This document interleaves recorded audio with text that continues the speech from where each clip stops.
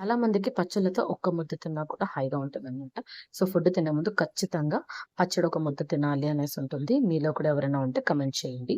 So, first stove on చేసి బాండలు పెట్టి oil వేడెక్కిన తర్వాత అందులో జీలకర్ర, ధనియాలు, ఎండుమిర్చి, పచ్చిమిర్చి వేసి అవి వేగిన తర్వాత అందులో 4 పక్షులుగా కట్ చేసినటువంటి టమోటాలు 3 అలాగే చింతపండు కూడా వేసి ఇవన్నీ బాగా మగ్గిన తర్వాత పక్కన తీసుకోండి.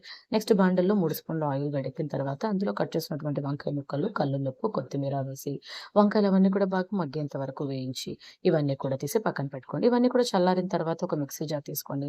అందులో వేసేసి మెత్తగా మిక్స్ చేసి పెట్టుకోండి. ఇప్పుడు తరువాత కోసం స్టవ్ ఆన్ చేసి బాండలి పెట్టి అందులో 4 స్పూన్స్ ఆయిల్ వేడి చేసి ఆవాలు, జీలకర్ర, ఎండుమిరపకాయలు, మెంతులు, కరివేపాకు, ఇంగువ, పసుపొడి వేసి అది వేగిన తర్వాత మనం మిక్స్ చేసుకున్నటువంటి వంకాయ పచ్చడి కూడా వేసేసి సిమ్‌లోనే పచ్చడి ఉడికిన తర్వాత లాస్ట్‌లో ఒక ఎర్రగడ్డ సన్న సన్న ముక్కలుగా కట్ చేసి వేసి వేడి వేడి అన్నంలో వేసుకొని తిన్నారంటే టేస్టీ టేస్టీ వంకాయ పచ్చడి రెడీ.